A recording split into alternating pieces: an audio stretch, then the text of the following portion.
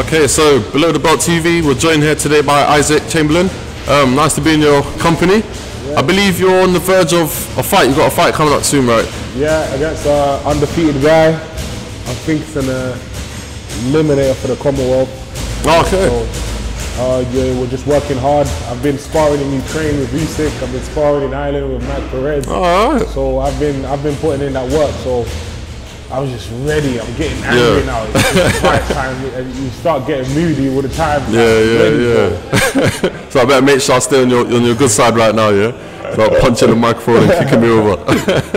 And yeah, from what I understand as well, you're a Southern Area champion, but you said it's going to be an eliminator to move on to the Commonwealth. Do you have like a kind of like a roadmap or a plan set out for your future? Right.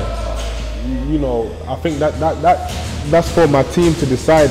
To be honest, my uncle and Eddie, you know, and because obviously my job is to fight. Yeah. So whoever they put in front of me, I'm fighting them. But obviously it's down to them because they know that I have the talent. Because these sparring partners wouldn't call me out. Yeah. You know, and they wouldn't be saying that I was their best sparring partner.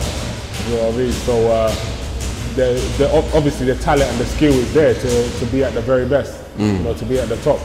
So, and obviously I'm only 23 years old, so I could easily just take my time, about 24, 25, 26, you know, then start moving on.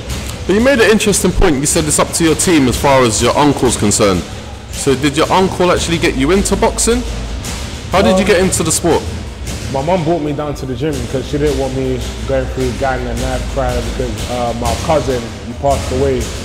He just had his GCSEs done, he was involved in gangs, then they stabbed him and then... Oh, wow.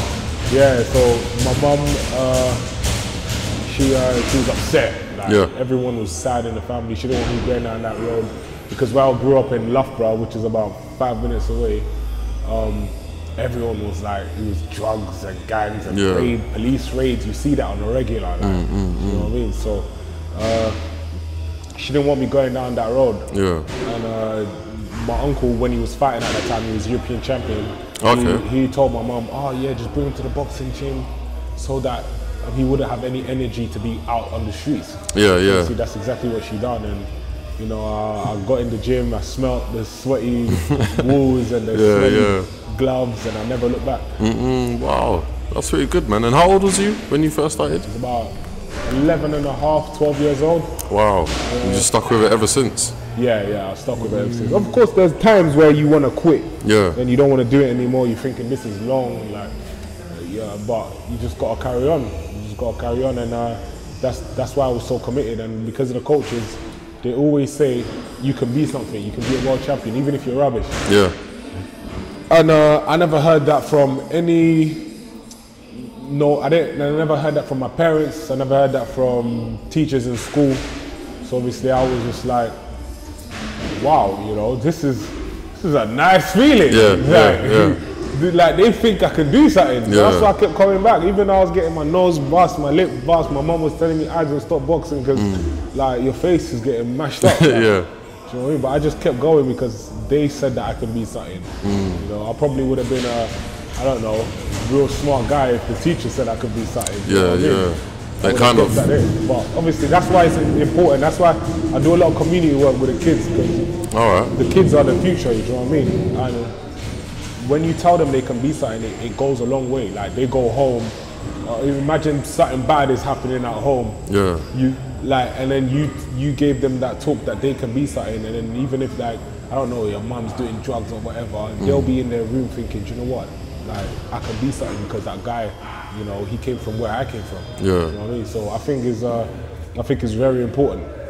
So I guess with that said, you kind of take being a role model to the youngers very serious. Definitely. You have to, man. You know, that's why you can't really be acting up all crazy, like you know what I mean, and acting anyhow. Because a lot of kids, like I get hundreds of messages every day from kids saying, "Oh, you know what? Oh, you're my inspiration. You're my role model." Do you know what I mean? So you gotta, like, everyone's eyes are on you, innit? And as you're getting bigger, the eyes will be on you even more. Act accordingly. Yeah. So how long have you been pro for now? I think about 3 years now, I think. Okay. I think 3 years, yeah. I turned pro January the 31st, 2006. 16, you know, at the O2.